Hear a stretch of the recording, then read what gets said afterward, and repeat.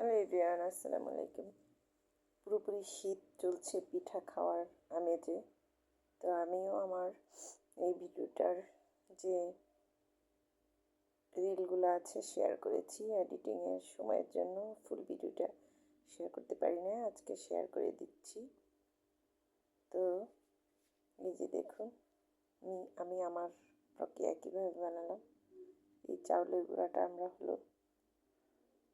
পোলাওর মোটা চাল ভাঙিয়ে নিয়ে এসেছি মেশিন থেকে। এখন এই যে কাইটা করে নিচ্ছি, দেখুন কিভাবে মুথে মুথে একদম। এখানে আমি হালকা গরম পানি দিয়েছি, লবণ দিয়েছি, আর এই যে মুথে মুথে এভাবে এখন এভাবে কাইটাকে ঘন্টাখানেক রেখে দিব, পরে আবার পানি মিলাবো এতে। এদিকে আমি কাইটা রেখে খোলা প্রস্তুত করতে চলে গেলাম। একটা নতুন খোলা আর ঢাকনা সহ কিনে নিয়ে এসেছে। এখন আমার এটাকে পোড়াতে হবে। আমি এটাতে তেল টিস্যু দিয়ে মালিশ করে নিয়েছি। এখন চুলায় ঢাকনা দিয়ে দিব, যাতে এটা পুড়ে পিঠা বানানোর উপযুক্ত হয়ে যায়। তো এই তো আমি ঢেকে দিলাম। ঢেকে দেওয়ার পরে চুলাটা ছোট করে একদম জ্বালিয়ে রেখেছি। কিছুক্ষণ পর পর ঢাকনা খুলে খুলে দেখলাম বানানোর উপযুক্ত হয়েছে কিনা। অন্য চুলায় আমি খেজুরের পাটালি গুড় গলতে দিয়ে দিয়েছি, শিরা করে নিচ্ছি। আসলে কিছু পিঠা মাংস দিয়ে খাওয়া হবে, আর কিছু পিঠা দুধ চিতই বানানো হবে। তো এই তো প্রস্তুতি শেষ। আমি এখন আর দেখালাম না, আমি যে কাইটা করে রেখেছিলাম সেটাকে এখন পানি দিয়ে নরম করে চিতই পিঠার আকারে করে নিয়েছি। এখন আমি পিঠা বানাতে চলে যাচ্ছি। আসলে এক একজন এক এক পদ্ধতিতে বানায়, আমি আমার পদ্ধতিটা আপনাদের সাথে শেয়ার করলাম। এই যে আমি খোলা পুড়িয়ে আবার তেল দিয়ে দিলাম। প্রথম 4টা পিঠা আমি একদম ছোট ছোট করে দিব, যাতে খোলার যে একটা গন্ধ থাকে মাটির, সেটা যেন চলে যায়। আর পিঠা কেমন হয় আর পানি লাগবে কিনা সেটাও এটাতে বোঝা যাবে। যদিও একদম খুব যে পারফেক্ট হবে সেটা না। এদিকে চিতই পিঠা মানেই হলো গরুর মাংস ঝোল। এই তো এক চুলায় আমি গরুর মাংসটা ঝোল করে নিলাম। তো দেখুন কতটা ইয়ামি হয়েছে মাংসটা খেতে।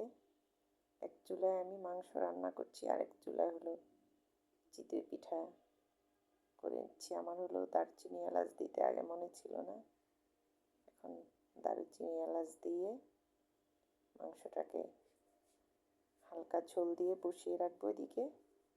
আর এইদিকে আমার চিতই পিঠাটা হতে থাকবে, যাতে গরম গরম নিয়ে নিয়ে সবাই খেতে পারে। তো মনে হলো আর একটু ঝোল দেওয়া দরকার। কষানো হয়ে গেছে, এখন ঝোলটাও দিয়ে দিলাম। এই তো ঝোলের পানিটা দেওয়ার পর এখন একদম ফুল, সবাই যেভাবে রান্না করে আর কি, ফুল ঢেকে দিলাম। তো এখন নতুন আলু দিয়ে মাংস অসাধারণ।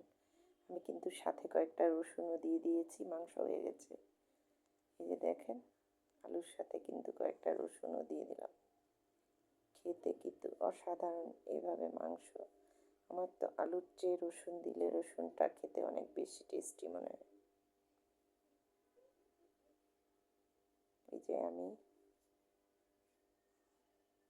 দেখুন রান্নার শেষ পর্যায়ে কি অসাধারণ একটা কালার এসেছে গোস্ত।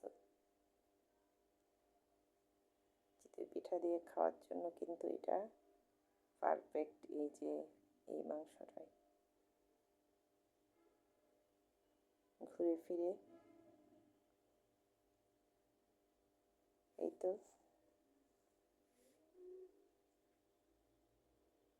একটু আপনাদের চামচ দিয়ে নেড়ে দেখাচ্ছি রসুনগুলো কেমন হয়েছে, আলুগুলো কেমন হয়েছে।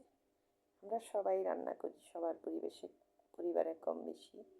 তো আজকে আমি আমার চিতই পিঠা দিয়ে খাওয়ার জন্য কী কী রেডি করলাম।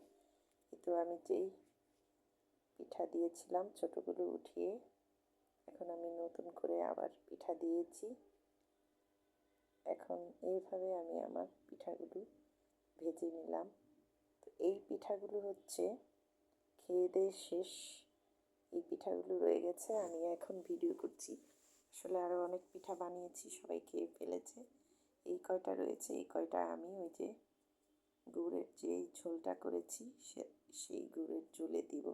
সেটা এখন ভিডিও দিলে লম্বা হয়ে যাবে। এই যে দেখুন সবার পরে আমি খেতে বসেছি। আমি অর্ধেক খেয়ে মনে হলো একটু ভিডিও তুলি কীভাবে খেলাম। তাই এই তো চিতই পিঠার মাংস, মজাদার খাওয়া, এটা সবারই, সব অঞ্চলেরই।